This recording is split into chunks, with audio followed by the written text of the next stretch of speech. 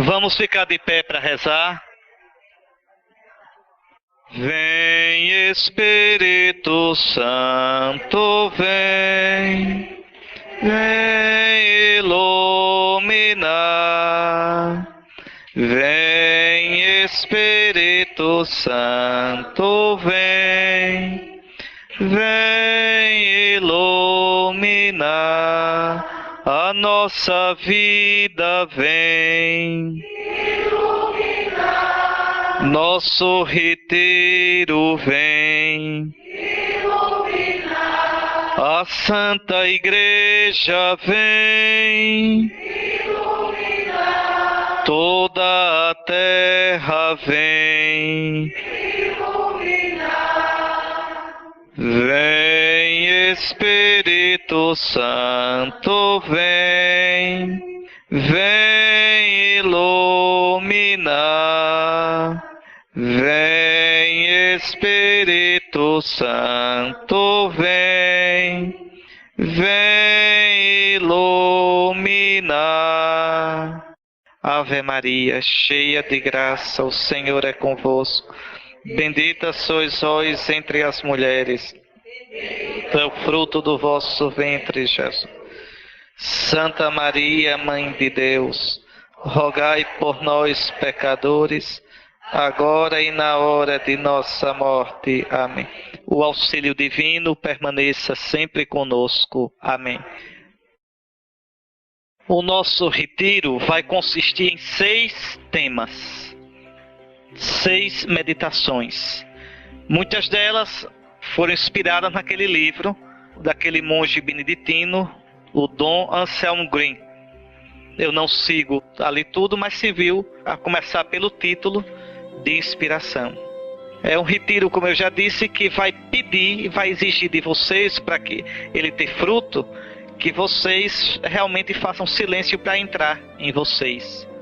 Bom, primeiro tema, conhecer-se. E aqui eu já previno, estas meditações não devem ser lidas em chave intimista ou individualista.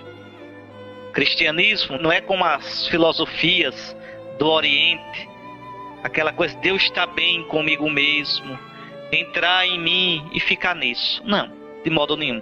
Nós somos cristãos e vocês sabem, Deus não fez aliança comigo, nem fez aliança com você. Deus fez aliança com o povo.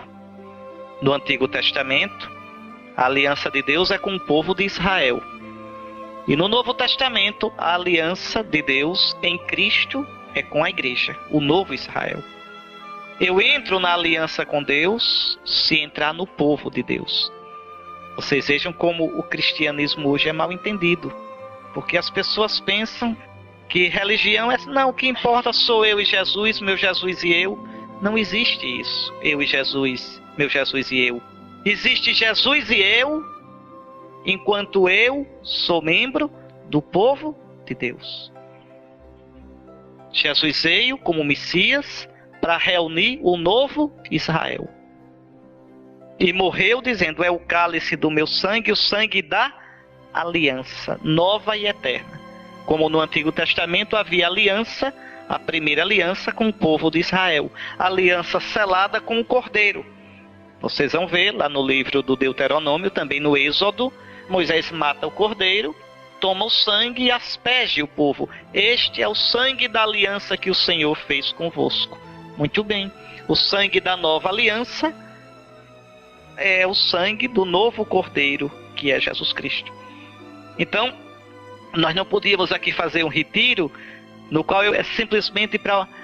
como é que eu faço para encontrar-me comigo mesmo? Não. Muito bem, nós vamos fazer, mas sempre com a consciência de que nós somos membros do povo de Deus.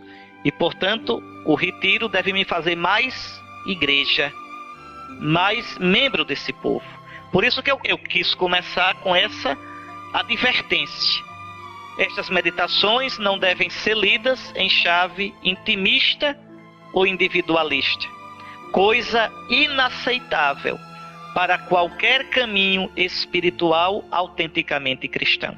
Nunca esqueçam isso. Por exemplo, no budismo, você não precisa se preocupar em fazer comunidade, formar comunidade, em ser missionário, nada. É só você fazer aqueles exercícios para entrar em relaxamento, em paz com você, desapegando-se do mundo material. É uma coisa sua com a divindade. No hinduísmo, a mesma coisa. Mas no judaísmo e no cristianismo, não. Não. Nós somos parte de um povo, nós somos membros de um povo. O povo da nova e eterna aliança. É interessante.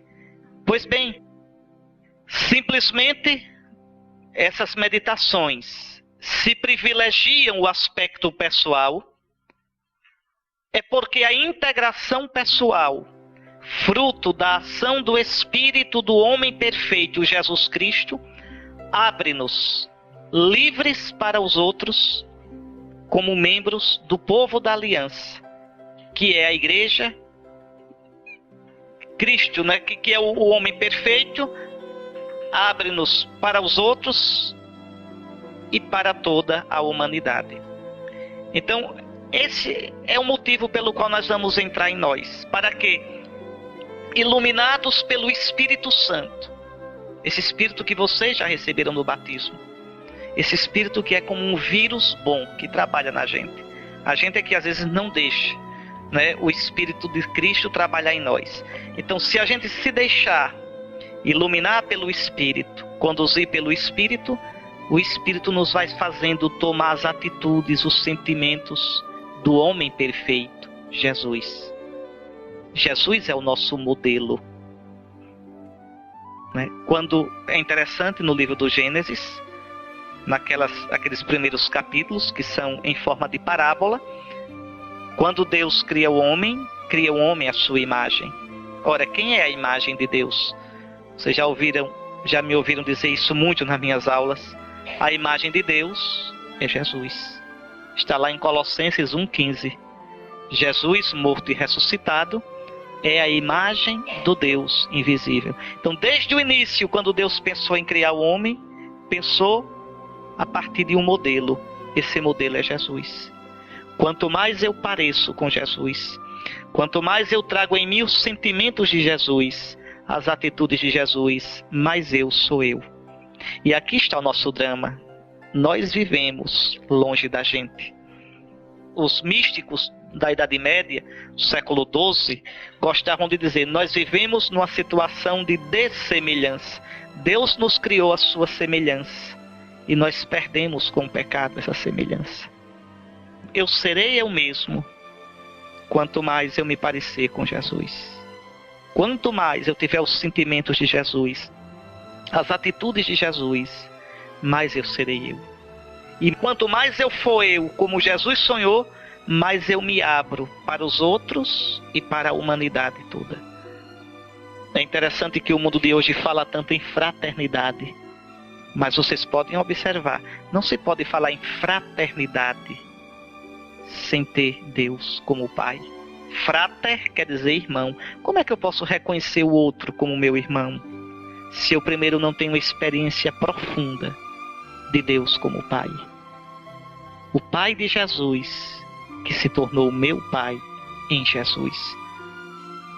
Sem isso, fraternidade fica uma noção teórica, açucarada somente, mas sem consistência verdadeira. Então, o que nós queremos aqui é isso, nesses dias, olhar para a gente à luz do Espírito Santo, o Espírito de Jesus, o homem perfeito, para que a gente seja livre da gente mesmo, livre de nossas deformações, e assim sermos abertos para os outros, que são membros como nós do povo da aliança, que é a igreja, mas também abertos para toda a humanidade.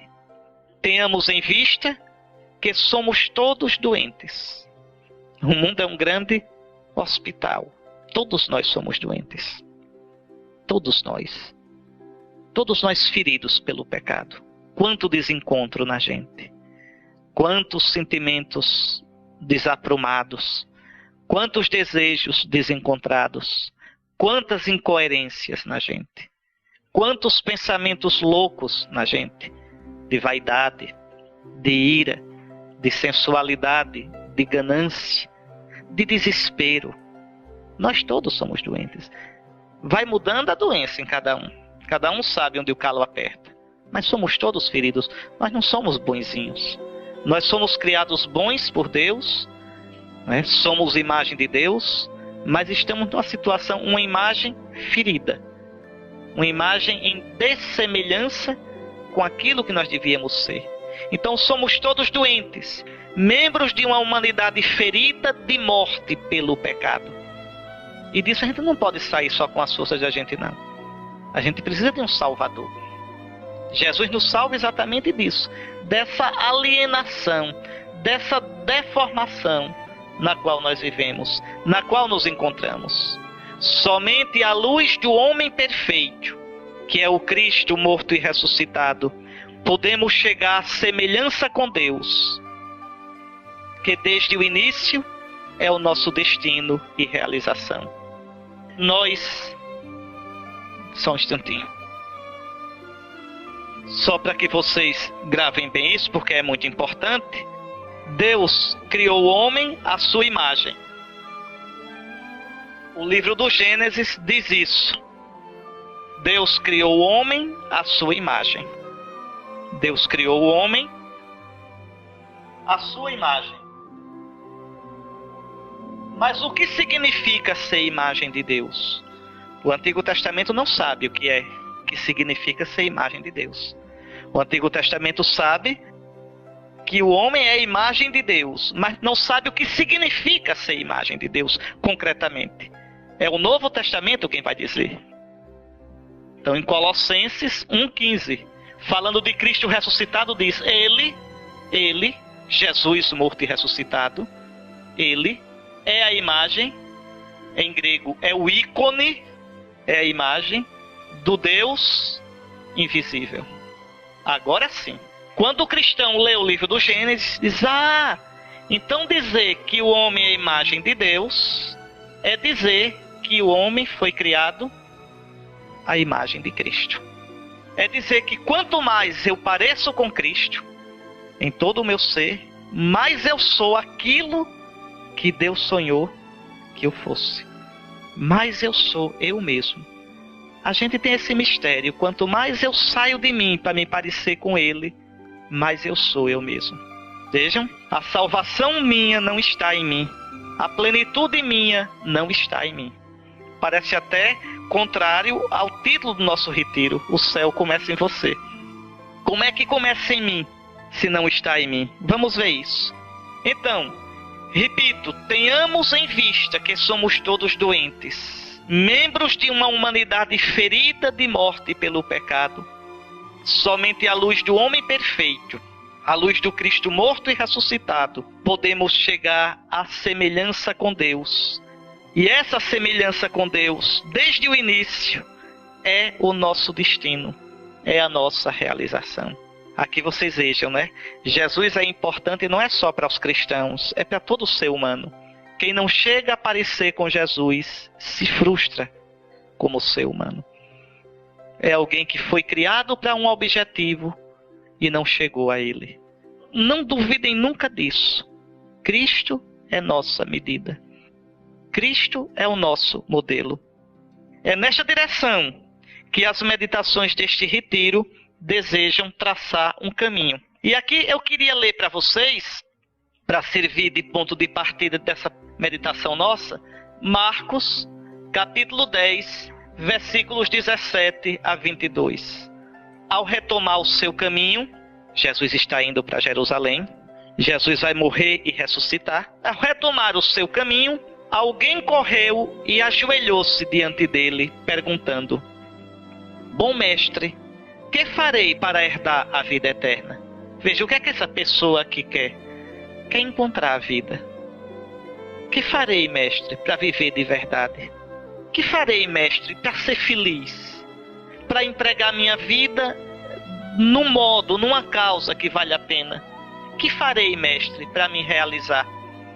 Que farei, bom mestre? Jesus respondeu: Por que me chamas bom? Ninguém é bom, senão só Deus. Jesus aqui chama a atenção desse homem. Você está me chamando de bom.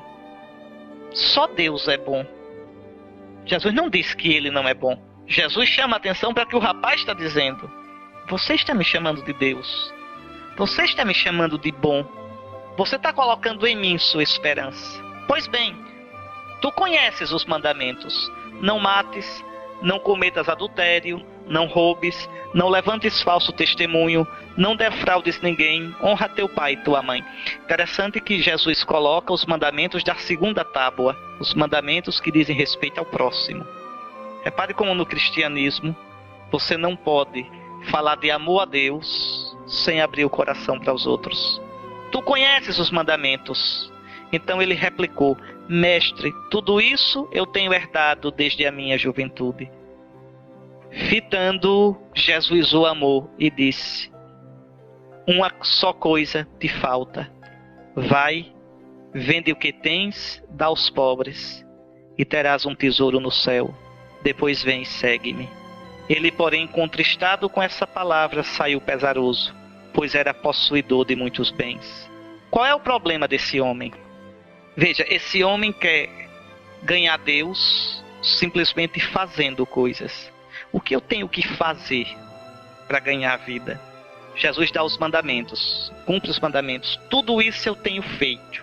Ótimo, ótimo, tenho feito tudo isso. Mas com que coração? Deus não quer primeiro as nossas coisas.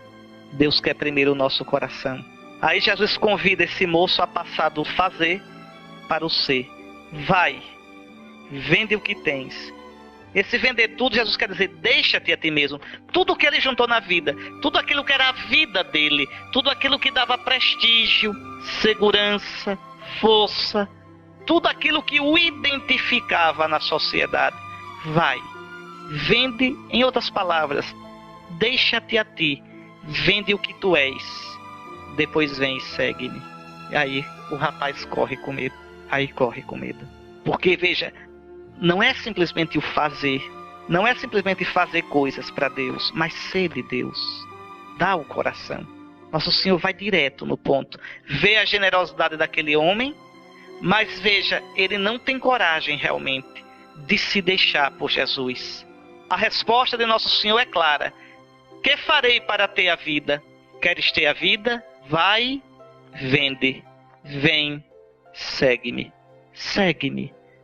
Na tua alegria e na tua tristeza, na tua abundância e na tua penúria, na tua luz e na tua treva. Segue-me, vem comigo. Resposta de Jesus, cheia de um olhar amoroso, mas exigente, cortante. Deixa-te a ti, deixa tuas coisas. Né? Aqui, meus irmãos, não é deixar simplesmente exterior, um deixar simplesmente exterior. Não, não é isso. Ainda domingo passado Jesus dizia: vendei vossos bens e dai esmola. Não é para a gente pegar e vender tudo. Isso é para quem vai abraçar a vida religiosa. É claro que não é para vocês. O que Nosso Senhor quer dizer com isso? Relativize tudo. Vendei vossos bens. Quer dizer, relativizai tudo. Colocai-me em primeiro lugar. Não é fácil não, nem pense que é, porque não é. Quantas coisas a gente coloca no lugar de Deus, coloca acima de Deus. Quantas coisas nos apegam. Jesus diz: onde está o vosso tesouro, aí está vosso coração.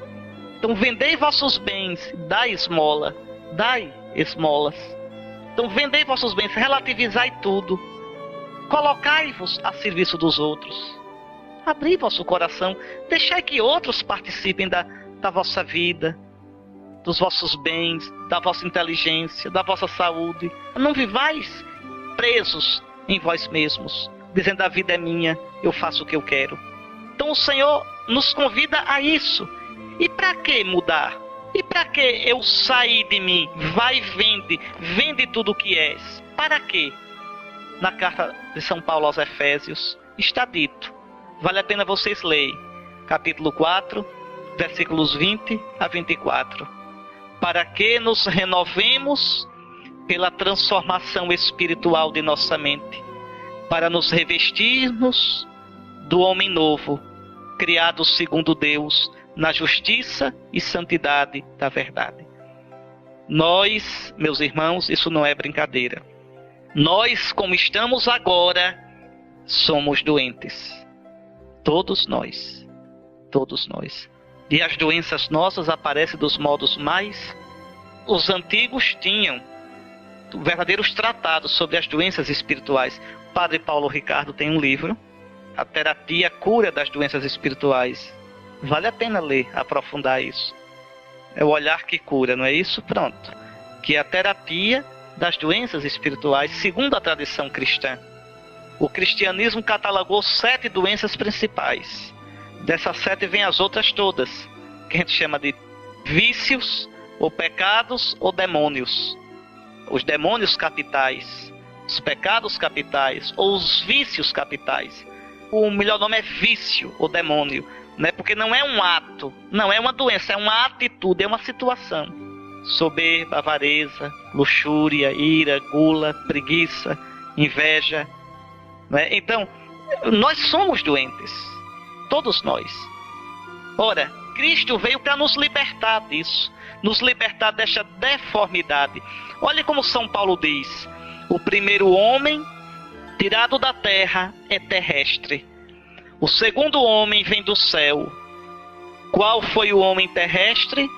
Tais são também os terrestres. Qual foi o homem celeste? Tais serão os celestes. De que é que São Paulo está falando? São Paulo está fazendo uma comparação muito bonita. O primeiro Adão, lembre do que diz a Escritura, é tirado da terra, é terrestre. Não é o homem pleno, não é o Adão pleno, não é o homem perfeito. Nós somos ainda imagem, infelizmente, desse Adão. É preciso a gente deixar o primeiro Adão, o Adão terra a terra, o Adão simplesmente no nível da nossa razão, e nos tornar a imagem do segundo Adão. O segundo Adão vem do céu, é celeste. É Jesus ressuscitado. É Jesus cheio do Espírito Santo. É Jesus transfigurado. É este Jesus o nosso modelo. É este Jesus o objetivo, o fim da nossa vida. Olha isso aqui. Assim como trouxemos a imagem do homem terrestre, assim também traremos a imagem do homem celeste. Então, eu serei eu mesmo quando eu deixar de ser eu na minha medida para ser eu na medida de Cristo. É a viagem mais difícil da vida. A viagem mais difícil. É mais distante do que a viagem para Marte, para a Lua, tá certo? Veja, o homem é interessante, tem a coragem, tem a inteligência para mandar sonda para tão longe, mas tem medo de entrar no seu próprio coração. É a viagem mais difícil. Sair de mim do meu jeito para chegar a mim mesmo do jeito de Jesus. Sair de mim a minha imagem, eu deformado, para chegar a mim mesmo transformado em Jesus Cristo. Deixa-te a ti mesmo. Vai, vende tudo o que és, deixa-te e segue-me. Há, pois, uma necessidade de deixar, de migrar, de partir do velho para o novo, seguindo Jesus, para ser conformado a Jesus no Espírito Santo. E aqui não é só, minha gente, um esforço da gente. Não, não se preocupe não. O Espírito de Cristo que a gente recebeu no batismo trabalha em nós. A questão é que a gente não deixa o Espírito trabalhar. A gente sufoca o Espírito. Sufoca com nossa pouca atenção. Sufoca com nosso pouco zelo. Sufoca não cooperando com a graça, seguindo nossas paixões. Mas, de verdade, o Espírito trabalha em nós. E sem este trabalho interior nosso, ninguém cresce na vida cristã. Ninguém desabrocha humanamente. E aqui está uma das maiores crises do cristianismo, da igreja atualmente. Interessante que Bento XVI é muito claro nisso. A crise da igreja hoje, a igreja está em crise. É uma crise que começa dentro da igreja. Dentro da igreja. O esfriamento na santidade. O esfriamento na busca de uma vida de santidade, de docilidade ao Espírito de Cristo que nos transfigura. Isso exige que eu lute contra meus vícios, lute contra meu pecado, sabendo que Deus luta por mim na força do seu Espírito. A gente querer ser santo simplesmente cantando amém, aleluia, batendo palma, aquele negócio todinho, isso não é como o voo de galinha, assim, voa e cai novamente. Não. A santidade verdadeira requer um exercício interior, perseverante, gradual. Requer que eu me conheça, que eu saiba quais são os meus vícios, meus demônios principais e os combata.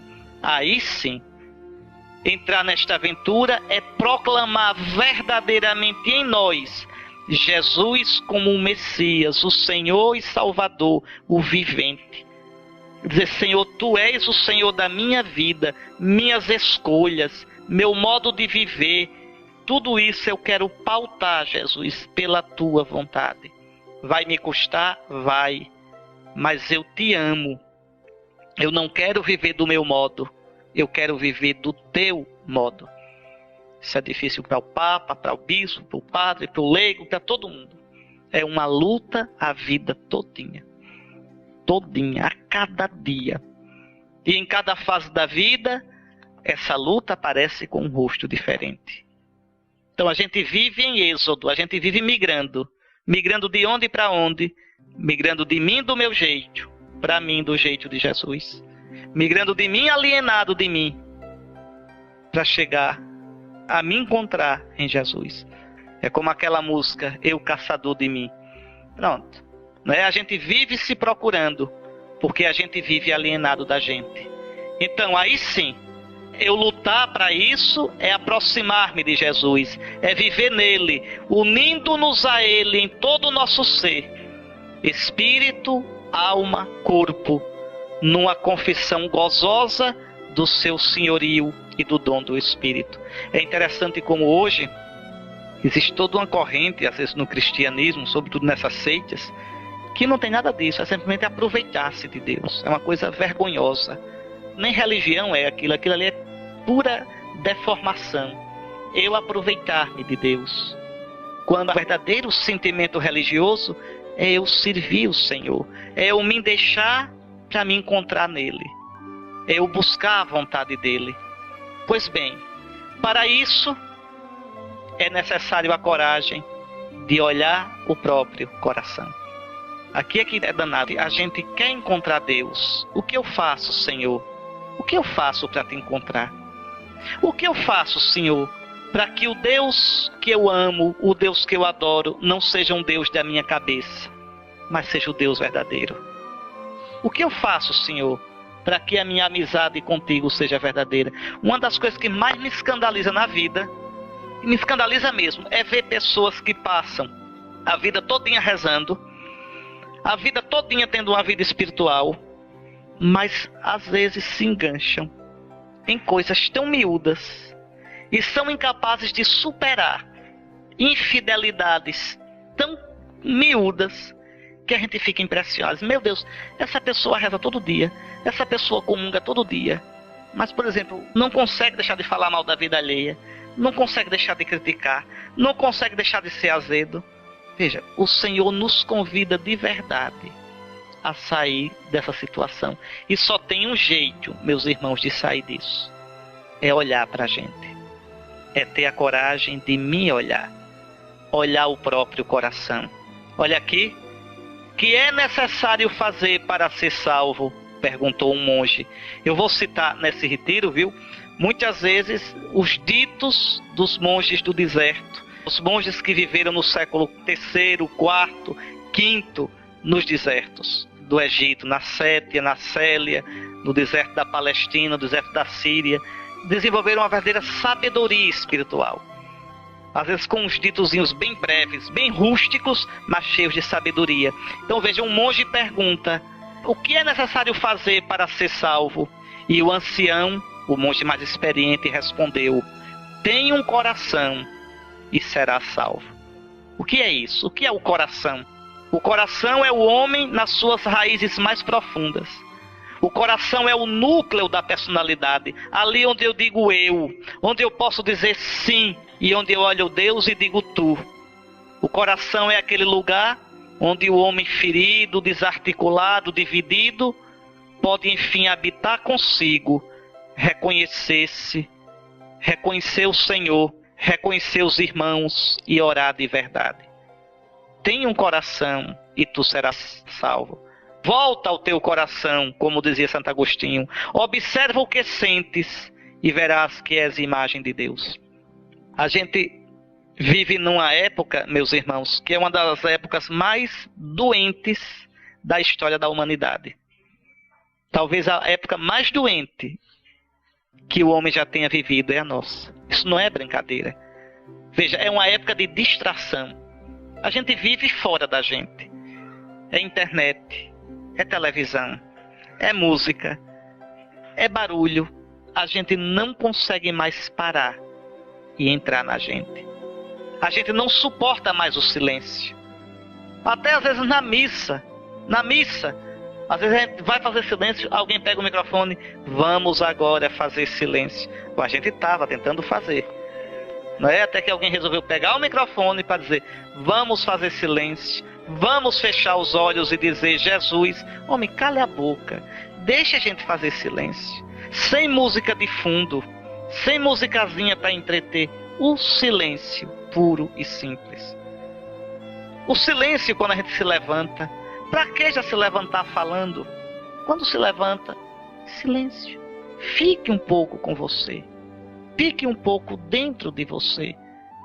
É importante durante o dia a gente ter alguns momentos de silêncio. A gente morar com a gente. E aí se conhecendo. E observando os nossos sentimentos. Os nossos afetos. Aí a gente vai aprendendo a se conhecer. As nossas paixões. Aquele sentimento que está nascendo que é errado. Aquele modo de ver que é troncho. Aí eu vou percebendo. E diante de Cristo, na medida de Cristo, o homem perfeito, eu vou corrigindo. Mas o mundo de hoje é um mundo do barulho. É um inferno. Até a nossa liturgia. Eu fui a uma missa aqui em Aracaju que eu saí com a cabeça, digo, minha Nossa Senhora, que missa triste. Eu não consegui entender uma palavra do que cantavam, porque o barulho nessas caixas de som era um barulho tão grande, com um som tão alto. Eu digo, isso é um inferno, isso não é uma liturgia. Entende? Veja, o medo do silêncio, o medo da solidão. Quando a gente aprende a se encontrar no silêncio, a gente deixa de ter medo da solidão. Porque a gente descobre que não está só. Né? A gente descobre lá dentro, no íntimo de nós, o outro, Deus, que nos diz, eu te amo, eu te conheço, tu és importante para mim. Então o caminho para que eu me conheça e assim possa sair de mim deformado para mim transformado é entrar no meu coração. Volta ao teu coração, observa o que sentes e verás que és imagem de Deus. Quando a gente entra na gente, a gente vê nossas contradições, nosso pecado, nossas doidices, mas para além de tudo a gente vê que é a imagem de Deus, que é amado por Deus. O primeiro passo para caminhar para Deus é conhecer-se, reconhecendo que temos um coração doente, dúbio, dividido, múltiplo, petrificado, necessitado de ser unificado na paz e na lembrança do Senhor, que o encherá de ternura e quebrá-lo-á com arrependimento até que se converta num coração de carne, trabalhado pela palavra de Deus, regado e semeado pelo Espírito Santo. Tem aquela música tão bonita, né? Que fala do coração de Jesus. Conheço um coração tão manso, humilde e sereno. Aí depois a gente diz, aqui dentro tem um coração ferido, magoado, que não quer saber de amar, que não sabe perdoar, quer tudo e não sabe partilhar. Esse é o nosso coração. E é preciso que a gente transforme o nosso coração à imagem do coração de Jesus. E é esse caminho que eu quero fazer com vocês aqui, é nessas meditações e mostrando como fazer isso. Como fazer isso? Pois bem, é necessário rezar como o salmista. Ensina-me teus caminhos, Senhor. e caminharei segundo a tua verdade. Unifica meu coração para temer o teu nome. Unificar, porque meu coração é quebrado. Meu coração quer isso e ao mesmo tempo aquilo. Quer tudo para mim. Então unifica, Senhor, meu coração. Eu te agradeço de todo o coração, Senhor meu Deus. Vou dar glória ao teu nome para sempre, com todo o meu coração. Só um coração unificado no caminho do Senhor pode temê-lo, quer dizer, amá-lo de verdade, fazendo da vida um louvor de glória para o Senhor. Então brotarão também a paz e o refrigério, inclusive na vida comum, na vida com os irmãos. E aí a gente, agora transformado no homem novo, poderá levar aos irmãos essa paz. E aqui quando eu falo irmãos, no caso de vocês, eu penso nas famílias de vocês, no trabalho de vocês, na relação com o esposo, com a esposa, com os filhos. Quantas vezes nossas relações são tensas, nervosas, superficiais? Quantas máscaras a gente usa? Quanto silêncio azedo? E por que isso? Pela falta de paz interior. E onde é que a gente encontra a paz? Nisso. Saindo de mim do meu jeito, para me encontrar no jeito de Jesus. Aí sim. Aí sim. Eu não posso me dar aos outros de verdade, se primeiro eu não me tenho a mim mesmo. Eu não posso me comunicar aos outros de verdade, se primeiro eu não me experimento como eu sou. Eu não sei quem eu sou. E por que não sei quem eu sou? Porque eu vivo longe de mim. Eu vivo na superfície. Santa Teresa tem um poema no qual Deus diz: alma, busca-te em mim, e em mim acharás a ti. Pronto. Quando eu entro em mim para encontrar Deus, ali eu me encontro. E ali encontro a paz. E posso dar a paz aos outros. Aí sim. Olhar o próprio coração é olhar-se. É olhar de frente nossas paixões. A gente morre de medo de se olhar. Morre de medo. Mas é preciso. Se queres conhecer a Deus, aprende primeiro a conhecer a ti mesmo. Sem o autoconhecimento, corremos o risco de nossas ideias sobre Deus e sobre nós, nossa missão, nossa vida, serem meras projeções. Quando a gente diz assim, meu Deus, eu te amo, que Deus é o Deus que eu amo? O Deus verdadeiro ou um Deus criação minha? Ou um Deus bonequinho feito sob medida para mim? Pergunte no nosso Brasil, quantos creem em Deus? Quase todos. Mas que Deus? Um Deus que não exige nada de mim. Um Deus que diz amém para tudo que eu quero. Esse Deus não existe. Esse Deus é um ídolo. Pensem, meus caros irmãos, minhas irmãs, o teu Deus é o Deus verdadeiro? Porque se for o Deus verdadeiro, ele te dirá sim e te dirá não. Se é o Deus verdadeiro, o teu Deus, ele te colocará em crise muitas vezes, porque pedirá coisas de ti que tu nem estarias disposto a dar. Um perdão, um serviço, um sair de você, um ato generoso. O Deus verdadeiro é fogo, nos coloca em crise. Aquela frase do Frei Inácio, nos dá a paz, mas não nos deixa em paz. E eu só vou descobrir o Deus verdadeiro se eu me conhecer. Sem eu me conhecer, sem eu olhar para mim, o meu Deus é falso. Sem eu me conhecer, nossa piedade seria então servir de refúgio para a soberba, a vaidade, a autossuficiência, a prepotência, o fechamento e desprezo do outro, o comodismo ou a preguiça de crescer humanamente. Um bando de santos do pau oco. Quantas vezes a gente encontra tanta imaturidade em gente de igreja? É isso que mais me escandaliza. Eu digo, meu Deus, como é possível rezar todo dia, comungar? Como é possível e não amadurecer humanamente? A verdadeira experiência de Deus nos amadurece. a verdadeira experiência de Deus mostra quem sou eu e quem é Deus. Aquilo que São Francisco perguntava: Senhor, quem és tu? Quem sou eu? Tu és o meu tudo, eu sou o teu nada. Mas pense que nada feliz. Que nada feliz, São Francisco. Porque o tudo dele era Deus. Então, olhando para ele, ele aprendeu a dar espaço para Deus. Hoje a gente quer ser cristão sem isso. Isso que os antigos chamavam de ascese. Nós vamos falar sobre isso. Quer dizer, o exercício da vida espiritual. O exercício, tá certo? Então, se queres conhecer a Deus, aprende primeiramente a conhecer a ti mesmo. O verdadeiro caminho espiritual passa sempre pelo conhecimento de si próprio e, portanto, pelo conhecimento das paixões da alma e pelo seu tratamento.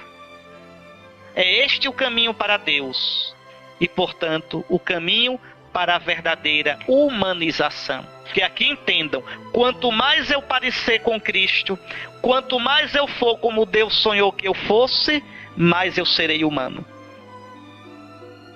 Às vezes a gente diz assim, não, mas é o meu humano. Não, é o seu desumano. Deus não pensou a gente com o pecado. Deus não pensou a gente troncho. Quem tronchou a gente foi o pecado. Aquilo que eu digo tanto a vocês, pecar é humano. Não, pecar é desumano. Pecar desumaniza. Se pecar fosse humano, quanto mais pecado eu tivesse, mais humano eu era. Não. O pecado é desumano e desumanizador. Quanto mais eu peco e quanto mais me entrego o pecado, mais eu viro uma fera. Eu viro um bicho. Eu viro um bicho. Então veja, esse caminho de se abrir a Deus, esse caminho de se olhar na luz de Deus, me humaniza. É muito bonito, porque vocês vejam, pode olhar, que as pessoas que são amigas de Deus são profundamente humanas. Pode olhar. Humanas, profundamente humanas. Querer voar para Deus, desconhecendo a si mesmo, é como Ícaro. Lembram Ícaro da mitologia grega? Que desejando aproximar-se do sol com asas de cera, caiu. As asas que nós construímos antes de nos encontrar com nossa própria realidade são também simplesmente de cera. Nós temos umas ideias megalomaníacas, fora de foco, umas ideias a respeito da gente mesmo. A vida com Deus não pode ser escapatória para os problemas que deveríamos resolver. A verdadeira piedade deve ser trazida para o chão do cotidiano e penetrar nosso dia a dia e nosso trabalho. Os antigos monges, quando o noviço, rapazinho, chegava no deserto para ser monge, aí procurava um monge mais velho e andava assim, porque esses monges antigos eles não viviam em mosteiro, não existia mosteiro. Só para vocês entenderem um pouquinho, você sabe que até o século IV os cristãos foram perseguidos pelo Império Romano. Ontem mesmo nós celebramos São Lourenço, que morreu no século III, na perseguição do imperador Valeriano. Quando, em 313, Constantino deu liberdade aos cristãos, muitos cristãos não se conformaram com aquela vida que foi começando a ficar relaxada. E aí eles deixavam tudo e iam para o deserto. E encheram, era mais de 5.000, 10.000 homens e mulheres nos desertos da Sétia, da Célia, da Síria, da Palestina. Viviam lá. Eram homens e mulheres em geral rudes. Existiam alguns mais, mas a maioria era rude. Mas uma vida de busca de Deus. O que é que esses monges faziam? Porque eu vou falar muito neles, porque a sabedoria deles era muito grande, sabedoria espiritual. O que é que eles faziam? Eles passavam um dia ou fazendo esteira, ou fazendo cesto, balaio, para vender. E por que faziam ocupando as mãos? Para deixar a mente livre, para repetir os salmos, a palavra de Deus. Eles decoravam os salmos, decoravam, por exemplo, São Jerônimo sabia os 150 salmos de cor, e sabia o livro do profeta Isaías todinho de cor. Mas não tinham televisão, não tinha essas coisas. Aí é que tá, rezavam de verdade. Então, as mãos livres, trabalhando, e aqui no ritmo, veja, no ritmo da costura, eles ritmavam a oração. E para que isso? Para permanecer diante de Deus. Agora, juntamente com isso, tinha uma vida de penitência. A maioria só comia lá pelas 3 da tarde, água com sal e pão. Os mais virtuosos só comiam depois que o sol se punha. Então eles viviam assim. Era uma multidão de monges, de homens e mulheres que tinham uma vida realmente impressionante.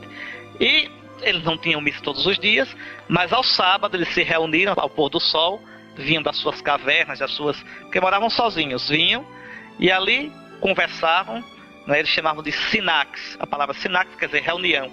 Ali conversavam, contavam um pouco as histórias do que tinham vivido durante a semana no combate interior, e vinha o padre e celebrava a missa para eles. E quando chegava um monge novo no deserto, a primeira coisa que ele procurava era um pai espiritual, um monge mais velho, que ele chamava de abade. Abade vem de abá, pai, para guiá-lo. Um diretor espiritual, que a gente chamava pai espiritual. E é interessante o que eu estou dizendo aí. Quando um monge novo chegava para o mais velho, eu queria que o senhor fosse meu pai espiritual. A primeira pergunta que ele fazia era essa: qual é a sua matéria? Ou seja, você trabalha com o quê? Você faz esteira? Você faz balaio? Por quê? Porque a santidade tem que começar nas coisas concretas. Não é aquela coisa voadora, à toa. Não. Primeira coisa, o que é que você faz na vida? O que é que você faz? Você vai trabalhar em quê? Porque exatamente nossa vida espiritual deve ser real. Deve partir, a sua vida espiritual deve partir do que você é. Seu temperamento, sua história, sua família, seu trabalho, o dinheiro que você tem. Eu não posso ter uma relação com Deus como se tudo isso não existisse. A minha relação com Deus vai ser no meio da minha vida concreta. Eu como bispo, vocês como leigos, casados ou solteiros, no seu trabalho ou aposentado, do jeito que for. É ali que Nosso Senhor vem ao meu encontro. E é dali que eu tenho que voar para Deus. Para Deus. Então, uma espiritualidade baseada na minha realidade. Não uma coisa de anjo lá em cima, imaginando como deveria ser, mas desencarnada da minha realidade. Por isso que eu digo aqui, veja, o monge perguntava logo: qual é a tua matéria? É descendo para a nossa condição terrena que entramos verdadeiramente em contato com o céu. Pois à medida que temos coragem de descer até as nossas próprias paixões, elas nos elevam a Deus. Atenção para isso. Enquanto eu não assumir meus pedaços ruins, enquanto eu não tiver consciência deles, enquanto eu não tiver coragem de assumir minhas feridas, minhas incoerências, minhas desarrumações e colocá-las diante de Deus, a minha relação com Deus é falsa, é mentirosa, é mascarada. Minha espiritualidade não vale uma moeda. Não vale. Não vale. Tá certo? É como espiritualidade de noviço. Quando chega no convento, é aquela coisa, parece que já está no céu. Mas a gente já sabe, a gente da mais velha olha e ri assim, vê o seminarista, né? Aí eu vou lá, os seminaristas que chegam, novinho, aquela piedade chegando, flutuando. Digo, deixa passar uns 3 meses, eu quero ver o que é que vai ficar. Por quê? Porque aí eu vou provando com o dia a dia, com a vida. Não é aquela coisa estudada, aquela coisa fantasiada. Pois bem, veja, é descendo para a nossa condição terrena que entramos verdadeiramente em contato com o céu. Pois à medida que temos coragem de descer até as nossas próprias paixões, olha que coisa interessante, minhas paixões, quando eu as assumo, me levam a Deus. Me elevam. Não porque eu vá me entregar às paixões, mas porque eu terei a chance de lidar com elas e de curá-las. Subimos a Deus à medida que nos abaixamos até nossa própria realidade. Aquele, porém, que almeja o céu com facilidade, nada encontrará além da sua imagem pessoal a respeito de Deus, de si e dos outros. Tudo ilusão. Deus como está na minha cabeça. Os outros como eu quero que os outros sejam, não como os outros são de verdade. E eu próprio, como eu fantasio que eu seja. E que tristeza quando é isso, minha gente. Quando a gente não conhece direito quem a gente é, Olhe, a gente não se relaciona com os outros de um modo sadio. É um inferno. Eu piso, passo por cima, faço chantagem, massacro e nem me dou conta, porque não me conheço. E se eu não me conheço, não posso ter relacionamento verdadeiro com os outros. A gente tem tanto isso. Quanto menos a humanidade sabe calar, quanto menos a gente sabe meditar, se colocar diante de Deus, mais a gente tem isso no mundo de hoje. Relações superficiais, relações desumanizadoras, relações que não geram comunhão.